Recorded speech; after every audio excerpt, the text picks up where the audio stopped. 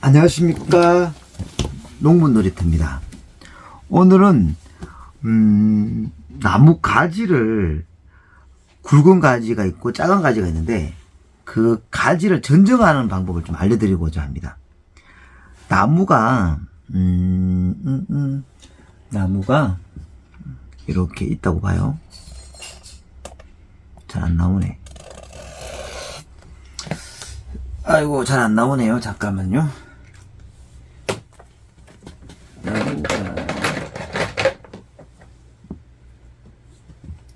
구글 매직을 할까요?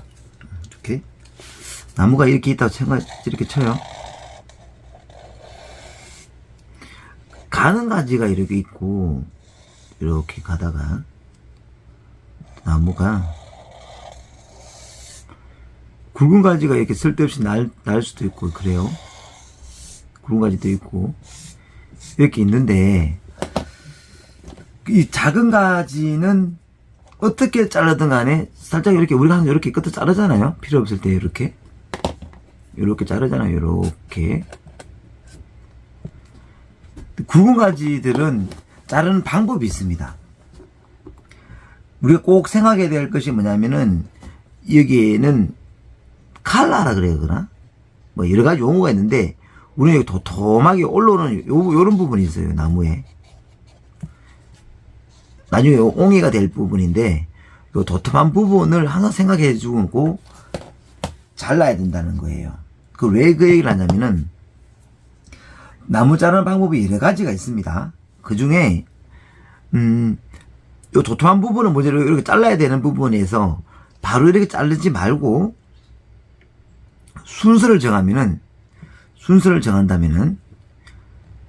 맨 밑에 하단부를 먼저 자릅니다. 이렇게. 간격은 한 뼘 정도면은 한 10cm 정도 되겠네요. 10cm 정도에다가 좀 얇게 이렇게 잘라요. 톱밥만 줍니다. 톱밥만. 여기 1번. 그리고 톱밥을 이렇게 하고, 2번은 조금 여기서 한 2-3cm 가서, 2-3cm를 가서 좀 길게 이렇게 나무를 이렇게, 톱밥을 이렇게 미깁니다. 그러면 자동적으로 어떻게 되죠? 자동적으로 이렇게 끊기죠. 이렇게 똑 부러져요. 이렇게 왜 이렇게 하냐면요, 나무 가지를, 물론 이게 그루터기 있는 부분은 여기를 잘라야 된다 말씀드렸잖아요. 이렇게 여기 1번하고 2번 자르고, 여기가 3번을 잘라야 하는데, 바로 3번을 자르면 어떻게 현상이 일어나냐면요, 가지가 이렇게 있잖아요. 가지가 이렇게 있다가, 만약 3번을 바로 가지가 이렇게 있는데, 바로 요 부분을, 도톰한 부분이 있다고 그랬잖아요. 도톰한 부분, 이거는 왜 나중에 말씀드릴게요. 이렇게 딱 톱밥을 이렇게 탁 자르다 보면은, 절칠하게 되면은, 여기가, 이 부분이 째져버려요. 이렇게. 여기 바로 자르게 되면은, 나무 가지 이렇게, 이 무게로 인해서 째져버려요. 여기가. 그래, 가지가 그냥, 이거 한마디로 이렇게 실제로 한번 보여줘야 되는데, 다음에 한번 보여드릴게요. 여기가 다 뜯겨버려요. 쭉 째져버립니다. 째져버리고, 이 나무가 다 흘러내려버리는 거. 가지가 이렇게 돼버립니다. 이렇게 째져버려요. 터져버리고. 그러면은 여기가, 여기, 칼라 요 부분이, 나중에 설명해 드릴 텐데, 옹이 달라붙어야 되는데, 그렇지가 못한다는 거예요. 요 부분이. 그래서, 말이 되게 길어졌습니다. 나무를 자를 때, 나무를 자를 때요, 이거 되게 중요한 겁니다. 심각하고.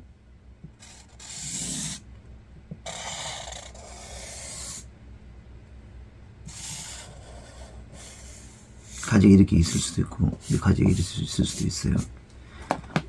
요 부분이 도톰한 부분이 있다 그랬죠. 요 부분, 도톰한 요 부분이 있어요.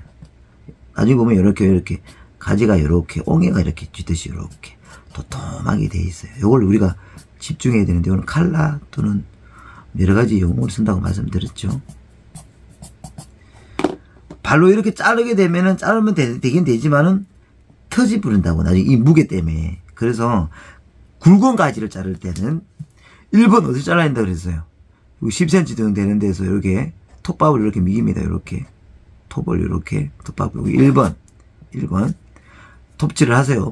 밑에부터 이렇게 그리고 여기서 한 2, 3cm나 4, 5cm 정도나 2, 5cm 정도는 좀 길게 톱밥을 이렇게 잘라요. 자르라고 이렇게 자르면은 나중에 이 무게가 여기서 나뭇결이 있잖아요. 이렇게 딱 누르면은 나무가 이렇게 톡 떨어져요. 이 나무가. 그럼 여기만 이렇게 쭉 째지지가 않아요. 이 무게 때문에 째질까봐 그러는 거예요.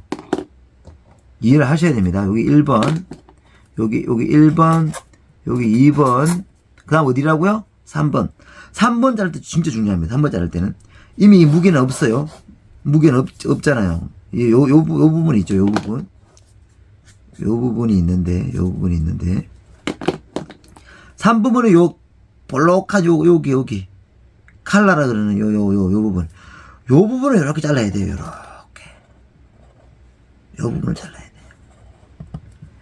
요 부분을 잘라야지 단면들을 보여줘요. 이렇게 자를 거 아닙니까? 그죠?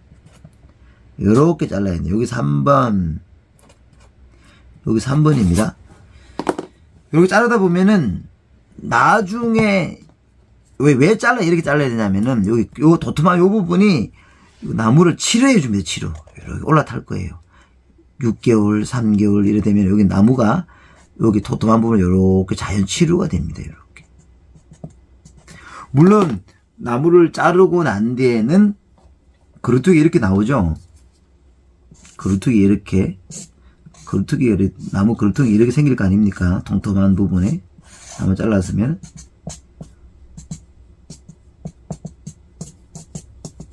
여기다가 우리는 대부분 여기다가는 그 상추 치료제라고 있어요. 나무 상추 치료제.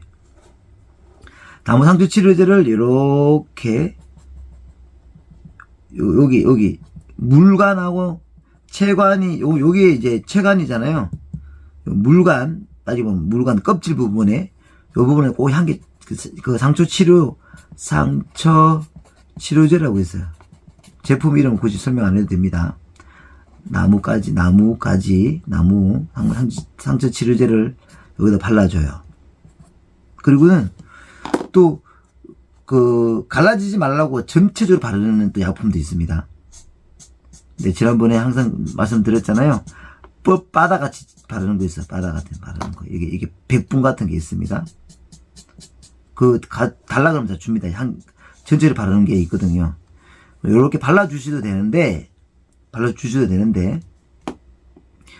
요 부분도 마찬가지예요. 요 부분도 시간이, 되게 디테일한 경우까지 내가 말씀을 드려야 되나? 요렇게 바르는데, 요 바르는 순서도 있습니다. 우리 우선 이렇게 그냥 가볍게 가면은 3번까지 잘라갖고, 발라갖고 그냥 놔두시면 다 자기들이 6개월, 7개월 되면 여기 안 물어집니다. 요렇게 다 안 물어지는데, 이거, 이제는 또 고단위적인 걸 얘기를 해야 됩니다. 요걸 1번, 2번, 3번 자르잖아요. 물론 1번 자르고, 바로 또 2번 자르고, 3번 잘라서 상처 치료제를 해버리면은 됩니다. 이렇게 되지만은 더 디테일하게 하려고 그러면은 1번 자르고 시간을 좀 가지세요. 밑을 자르고 급하지 않으면 9번까지는 길면 한 달, 짧으면 한 2, 3주 밑을 자릅니다. 밑을. 모든 관들은 제일 원활한 관들은 위로 나와 있는 이 등대에 있는 관들이 세포가 원활하게 가고 힘은 좋습니다만 밑에를 자릅니다. 왜냐면은 얘는 지탱하는 부분이기 때문에 그 밑에를 힘을 뺍니다. 그리고 한 달에 2달 땡에 또 2번을 합니다. 2번 이제 탁 커팅을 합니다. 하는 순간 이 부분이 걷어 나잖아요. 이 부분이 이제 걷어 나갑니다. 그럼 요렇게 남죠. 요렇게 이렇게 남잖아요. 그리고 1년을 가요. 1년을 가면은 어떤 현상이 일어나냐면 또 고급스러운 얘기를 합니다. 이걸 아무도 안 가르쳐줍니다. 저만 아는 얘기고요. 제가 연구에서 나온 얘기고 박사님 통해서 아는 얘기인데, 요게 눈이 생깁니다. 여기 여기 눈에 가지가 이렇게 탁 나요. 등대 위에 야무진 가지가 이렇게 돋아날 겁니다. 물론 나무에 따라서 다 틀립니다. 나무 자마가 있는 나무가지들은 잘 터집니다만 복숭나무 같은 그런 가지는 안 터져요. 안 터도 상관없습니다. 나뭇가지 있고 없고 차이는 그 중요한 것이 아니니까. 나뭇가지 막 터질 때도 있고, 요렇게만 생기잖아요. 요렇게. 요게 이제 한 달. 요걸 자르고 1년에 가도 돼. 1년. 그럼 왜 이렇게 길게 하느냐? 가르쳐 드릴 거예요. 조금만 참으세요. 그러면 여기에 있는 나무들이 여기 잘려버리거나 여기 도당지가 안 터도 돼요. 터져도 상관없어요. 터지면 더 낫거든. 만약 안 터져도 상관없고, 나중에 여기 잘려진 이 나무에 물론 우리 치료제를 바를 거 아닙니까? 이렇게 기역자로 찍혀져 있잖아요. 이 나무가 수분이 빠져요. 여기에 체간이 수분이 빠지면은, 나무의 수분이 여기 체간 수분이 빠지면은,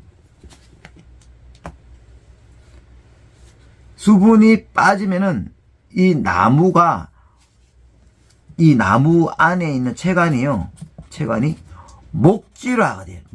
목질화. 그러면은, 목질화 된다는 게 무슨 뜻이냐면은, 단단해진다는 거예요. 돌과 같아요, 돌덩이처럼 된다. 정말 단단해지거든요.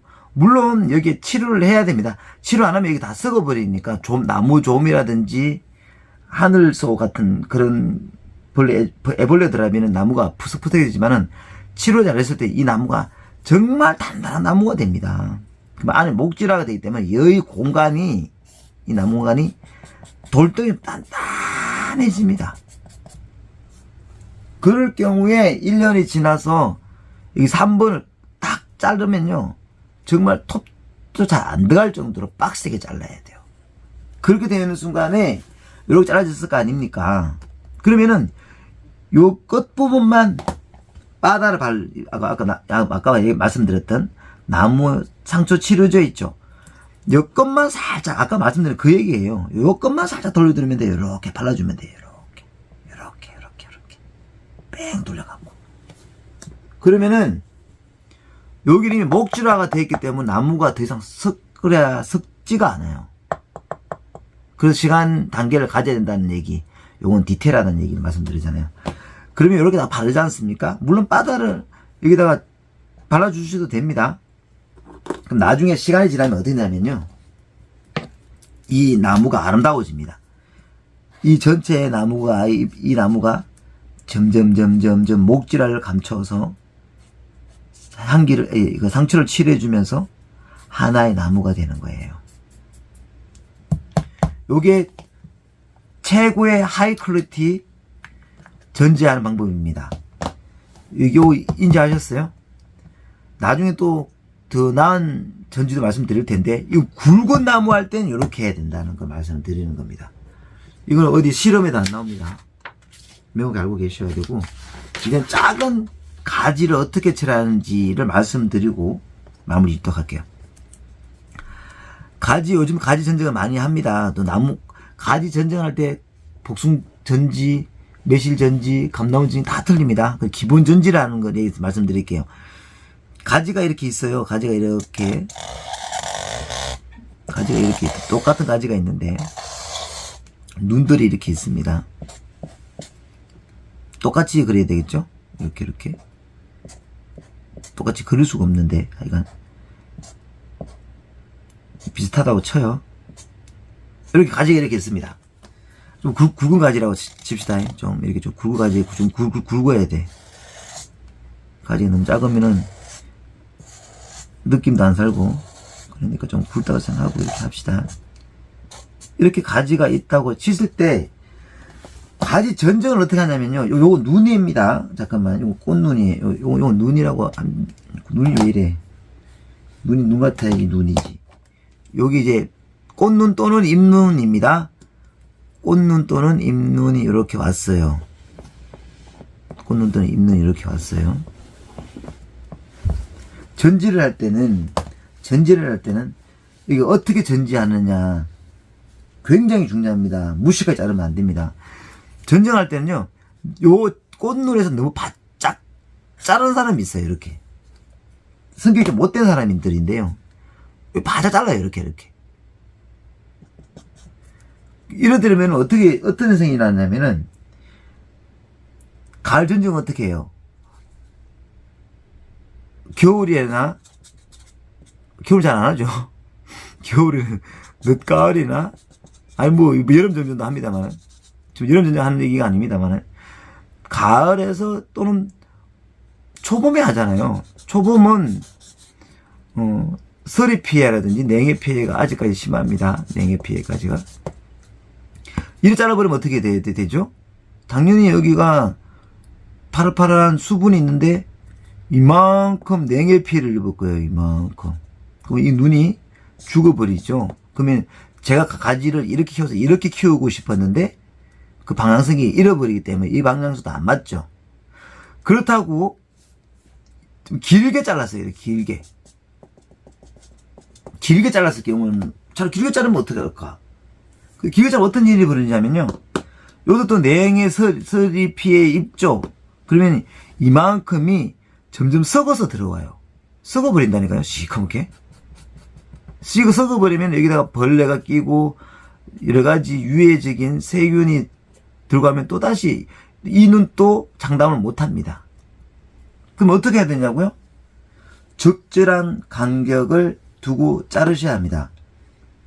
그 간격이 사람 봤을 때, 손가락 봤을 때 반마디 정도만 잘라야 돼요. 이렇게 요 정도, 반마디. 참 어렵죠? 요 정도 자르셔야지만이 위에가 안 들어옵니다. 요거는 작은 가지인데, 요거 자를 때도 어떻게 자르냐면요, 솟아있는 가지하고 처져 있는 가지 틀렸는데, 만약 솟아있는 가지다. 이게 솟아있는 가지다. 솟아있는 가지다. 여기에 눈이 있다. 눈이 이렇게 있다고 쳐요. 여기 눈이 이렇게 생겼습니다. 잘 보이십니까? 전적으로 어떻게 하냐면, 그냥 이렇게 자르는 것도 아니에요. 이것도 아니고요. 또 이렇게 잘라도 안 되고. 어떻게 자르냐면은, 그것도 바로 잘라도 안 된다 그랬잖아요. 여기 눈에서 반대로 사선으로 살짝, 아까 몇 센치? 1cm 안 되게, 손 반마디 1cm 정도 되겠네요. 1cm 정도. 그러니까 자르면 어떻게 현상이 일어나냐면은, 마디가 있으면 눈이, 자른 자국이 눈이 있으면은 대각선으로, 사선으로, 여기 눈이잖아요. 눈이면은 사선으로.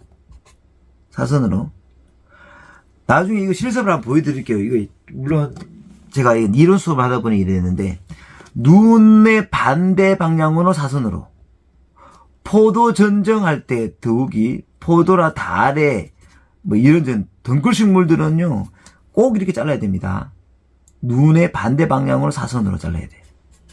왜 그러냐면은 나중에 달이나 포도와 덩굴식물 같은 경우는 이게 수액이 올라요. 수액이 오를 때 반대로 이쪽으로 흘러버리면은 눈에다가 만약에 수액이 흘렀다. 그럼 날씨가 추웠다. 그럼 어떻게 해요? 얼어버리죠. 그럼 눈이 죽어버립니다.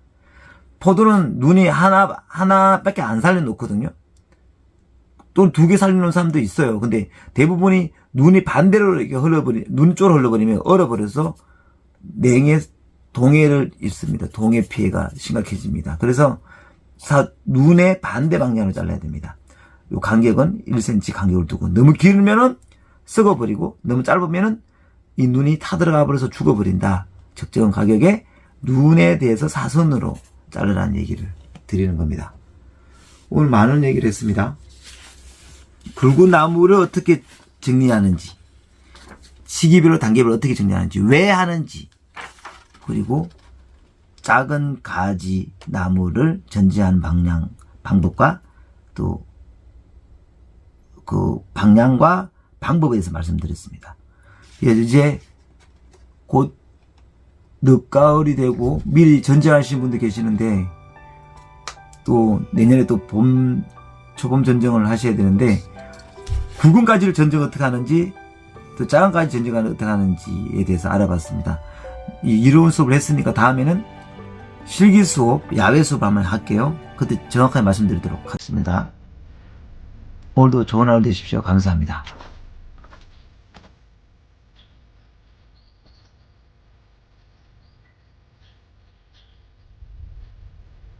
너의 조건 잘 산다는 이 유부나무를 평가했거든.